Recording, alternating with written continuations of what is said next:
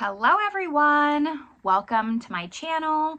Welcome to today's video. Today's video is going to be an episode of Would I Repurchase? So that is a monthly series I do here on my channel where I go through my palette collection, randomize 10 palettes, and then talk to you about whether I would or would not repurchase them. So if that sounds good to you, make sure you give this video a thumbs up.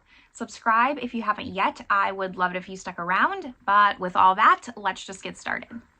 All right, so I usually post this video the fourth Thursday of every month. That's kind of like my schedule for it. And it just so happens that last episode was on Thanksgiving and this episode is the day after Christmas. So Merry Christmas if you celebrate. If not, Happy Thursday. Again, I think I said that in the last episode. So in this series, there's a lot of creators that do this. I'll link some of them down below who I've seen, and we all do it a little bit different. The way that I like to do this is having and knowing the palettes in my collection already. Would I repurchase them? Some creators like to do it where if the palette was just released, would they be interested in picking it up? But I want to go with the mindset of I have these palettes in my collection. I've used them. I know them. I know how much I use them. And if I lost them, if they just disappeared overnight and some magic makeup fairy came and took them, would I repurchase them? So I like to randomize 10 palettes. We're getting through my collection. I don't remember what episode we're on, but slowly but surely we're cracking into the amount of palettes that I have, and eventually we'll get through them all. But let me just put up my little screen recording here, and we're gonna randomize 10 palettes. Just jump straight in. I'm gonna pull up my Tiny Decisions app here. Starting with the first one, we have What's Up Beauty Dragon Eye,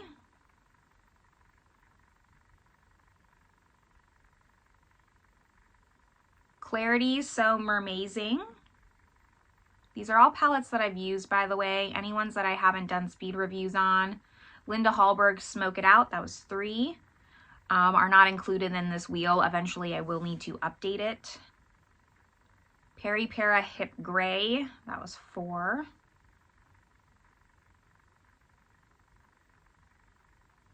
Chanel Parure Cristal.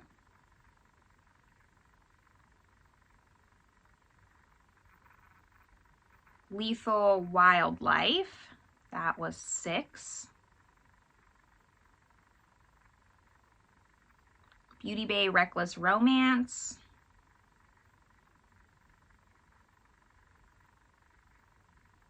Dior Ecrin Couture, that was 8. We need 2 more. So Bobbi Brown Midnight Toast. And the last one is Laura Lee Los Angeles Cat's Pajamas.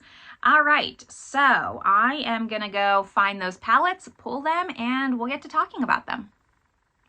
All right, I have all my palettes here, and we're just gonna talk about them in the order they were pulled.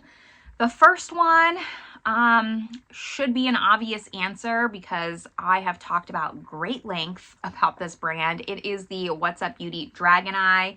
Yes, yes, yes, yes, yes, because I love What's Up Beauty so much.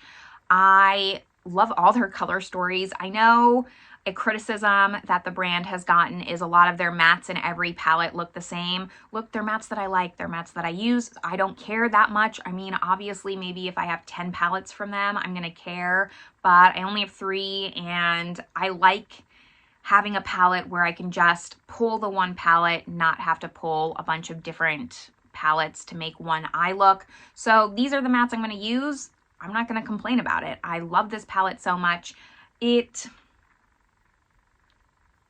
is tied for second. I don't think I have a number 1 What's Up Beauty palette. I wanted to say it's the Desert Monsoon, but I think that one and this one tie. And that Geodes is my least favorite of the 3. but I don't know. Don't ask me right now. That's not what this is about. I would repurchase this palette. I love What's Up Beauty. It also just pulls at my heartstrings because I worked retail for almost 10 years, and I actually worked at the same mall where they have a brick and mortar store at the Chandler Mall in Arizona. I worked there not the whole 10 years. I bounced around to a lot of different malls in my 10 years, same company, but I was kind of the fixer for that brand, so kind of went to the mall that needed me the most. But majority of the time I was at Chandler, and I remember walking into this store all the time when they used to just be a nail polish store, because I also very much love nail polish, and it just brings me good memories to see What's Up Beauty doing so fantastic, and that I just love their formula as an extra bonus. So I would repurchase that one. Then we have another indie palette. This is the Klarity Cosmetics So Mermazing palette. Now here's where it gets tough, because I think this is a really pretty palette and I'm happy that I tried it, but I do want to be cutthroat in these videos because my makeup consumption, my journey around makeup consumption has been evolving and changing, and I'm trying to be a lot more cutthroat. So I would not repurchase this. As much as I love this palette, and I think it's a fantastic formula that has nothing to do with the formula, I just don't think I get my money's worth out of this palette. I'm very happy that I tried this palette, but having tried it, I would not repurchase it because I don't think I need it. If I had never purchased it, like if we were doing this video based on the assumption like this was just released, would I repurchase? Would I purchase it? I would say yes. But would I repurchase it? No. It is really nice though. I think this is one of Klarity Cosmetics' more popular palettes for good reason. They used to have a bigger size where they were round pans and they were just huge, like Give Me Glow sizes. So I'm glad that they made these smaller palettes with less product in it, because I'll never go through even this. And I think it was really smart of them, but unfortunately I would not repurchase this if it was to disappear out of my collection. Now the next one that I have is my Linda Hallberg. This is the Smoke It Out palette. This was my first time trying Linda Hallberg. I've really been interested in them for a long time. I think Linda Hallberg, her makeup aesthetic is so cool, so edgy, definitely not me, but I love it and I admire it all the same. So this palette was in a collaboration with someone, and I finally decided to pick up a palette from them, and I have to say this formula is spectacular. I don't know, like it just gives luxury formula. This is a very expensive palette, especially for the size. Like I know it's only 9 pan, but I thought it was going to be a little bit bigger than it was when it actually came in. Regardless, I still love this. Is it kind of like an easy palette with a pop of green? Yes, it actually almost kind of reminds me of the Pat McGrath, the second Mothership with the pop of green, just not the other Blitz Astral shades, but it kind of has similar color stories, right? This is an easy, simple, travel-friendly, gives you a bunch of different looks kind of palette, and I love it. I would repurchase it. It does have a black. I don't love blacks in my palettes, especially if they're a smaller palette, because I don't use black that often, if like ever. So to me, it's kind of like a wasted shade. I'd rather, if I was traveling, bring a black eyeliner and I could use that in lieu of this. But all the same, like I think this is a fantastic formula, and I can see a lot of different looks for the amount of shades. I think it was really well done. I do want to prioritize picking up more Linda Hallberg palettes. I've seen them do buy one, get one free palette sales on their website, or it was something very similar to that. And if I see that sale again, I will pick up more of these palettes because they're fantastic. They're just really expensive. Not really expensive, but they're more expensive than you would think for this brand, in my opinion. Now the number 3 palette that I have, number 4, I can never keep count. And then I say the number like an idiot and it's wrong. But number 4 palette is the Peripera Hip Gray. This is a K-Beauty brand. I got this on Yes Style. Of course, all these palettes, videos, if I've done videos on them, will be down below in the description box. But I really like this palette. This was Peripera's take on like the cool tone trends coming, and I think think they did a good job.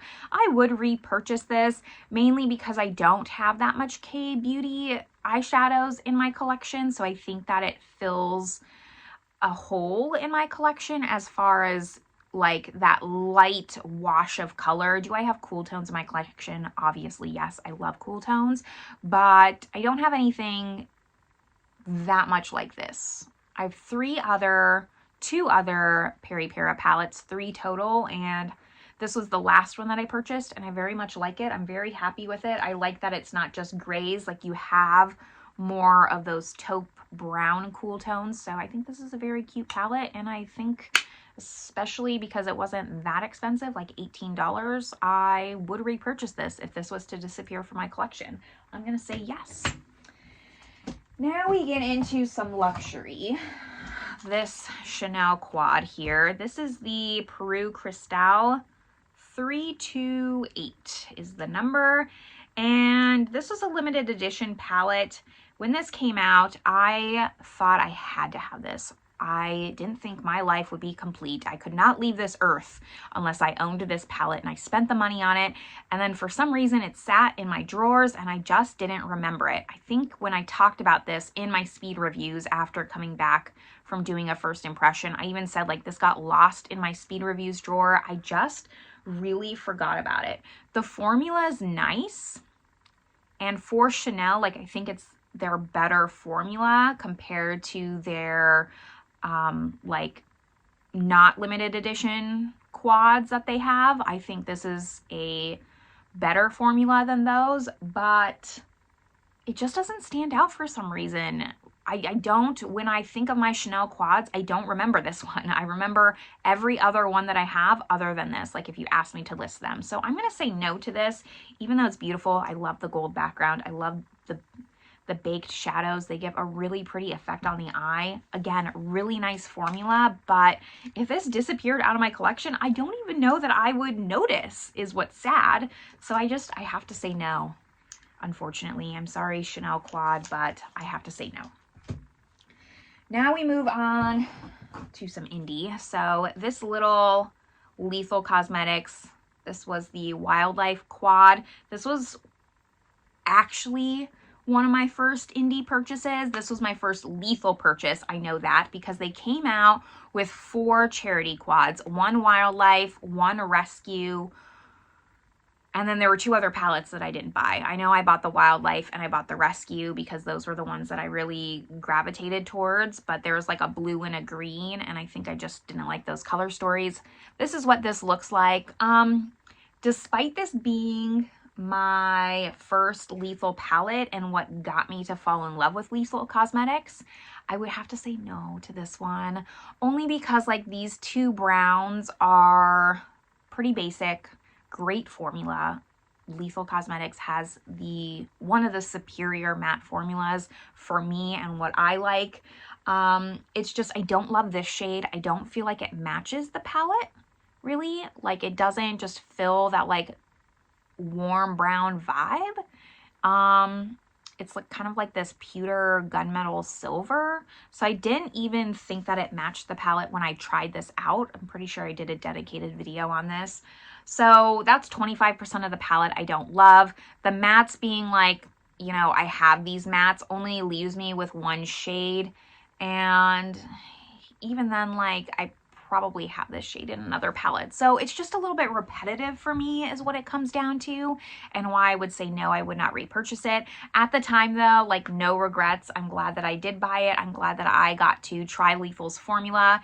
I don't think my wallet enjoyed it because that's kind of where my spending for indie started, was with this palette, but it went to a good cause as well. So I'm not sad that I bought it at all. I'm happy to have it in my collection, but I would not repurchase it if it disappeared, only because I think it's a little bit repetitive.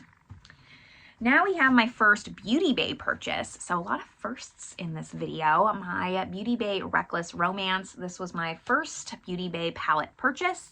Very happy with it. I'm glad that I bit the bullet and just tried Beauty Bay because they have a spectacular formula. I recently got the Botanical palette a couple months ago. I did a dedicated video on that. Love that palette. Probably my favorite Beauty Bay palette over this one, but this at least got me to try the formula. I love the formula of Beauty Bay. This is a really nice palette, and I think I would repurchase it. Part of me saying yes is the fact that Beauty Bay is so inexpensive. Like, these palettes are like $20. Like, how can you say no to a $20 spectacular formula palette? So that plays a factor in why I would repurchase it, but after that, like, I just love the color story. It's the kind of color story that I love. Again, like, you have like these good grounding shades with some pops of color, so it gives me the best of both worlds. I can really lean into those romantic tones. I can really lean into a neutral look if I want. It's a one and done palette where I don't have to pull in companion palettes. It's a bigger palette, maybe bigger than I would like. I do probably prefer like a 12 pan palette if we got rid of one row, but it's not so big where it's cumbersome in my drawers and it just takes up too much space, or I wouldn't have bought it to begin with. This is like maximum size for me, but I love this. I would repurchase it hands down. I love the shimmers of Beauty Bay, and I think that for the quality and what you get is unmatched. As long as you like the color story, I would say go for it. I did not pick up their latest release, their Celestial Dreams, is that what it was called? Something star themed. I did not pick up that palette because the color story didn't call to me, but if it did, no hesitation, I would, and I would repurchase this one. Very happy with that purchase. Now we get into more luxury. This is a Dior Quint, and it's a little bit different from their normal Quints. This was a holiday launch, and I have to say the packaging is what sold me.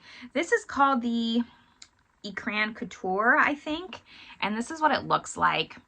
They come out with something like this every year for holiday, and it's always like very similar color story, very basic. But the packaging is just like this little mini clutch. It's a velvet. It's so luxe. That's why I bought it. And it was really at my peak of just like luxe wanting that experience with makeup, so that's why I purchased it. And I have to say I would not repurchase this one to just spoil it. It's not bad, again, basic, but nothing special. Like, this doesn't, Dior's formula is okay, but it doesn't like make me jump up and down. Even the Lethal palette that I talked about has a better formula than this, and I have these shades. It's nothing special other than the packaging. That's why I keep it. I will continue to keep it. I don't know if I could declutter it, but it just is something I definitely bought more because I thought it looked pretty and it felt luxurious, but really the eyeshadow formula, the color story is nothing special at all, and I do kind of regret this a little bit, but I already have it, so I'm not getting rid of it. But I would not repurchase this. That's an easy one. Now, last episode, we talked about a Bobbi Brown duo, and I remember specifically talking about that because I said that they don't have the names of the duo on the palettes, and I always get the palettes mixed up. I bought 2 of the 3 that they released when they came out with these for holiday one year. I bought Last Dance and Midnight Toast, and this one's Midnight Toast. The other one was Last Dance. I always get them mixed up because the other one that I have is a brown with a gold, and you would think that would be Midnight Toast, but this one is. So it's very confusing to me, and I don't know why it is. I just know, I'm pretty sure that's what it is, actually. I'm still not 100% sure I'm getting the names right, but I know that I pulled the last one last episode, and this is the one I'm pulling this episode. To go back to it, though, other than them not having the freaking name on the duo, I love this so much. I'm really hoping that Bobbi Brown has more of these for holiday because they sold out really fast. A lot of people wanted them, and I thought it was super smart of them to do for holiday. This is something that I wish more brands would do because it's a formula people know and love, but it was new colors in a new format in a holiday packaging. That's what I like for holiday launches because we already know we love the formula. We're not having to guess like, oh, it's a new formula. Am I going to like it? We already know that Bobbi Brown has these luxe eyeshadow singles.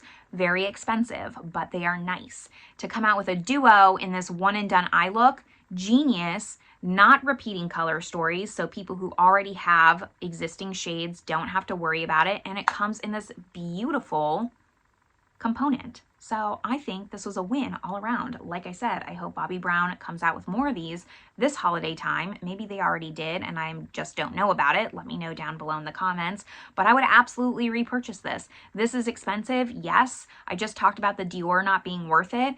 This is worth it to me. This is a holiday launch that's absolutely worth it. It feels holiday, plus the formula, the actual product is good.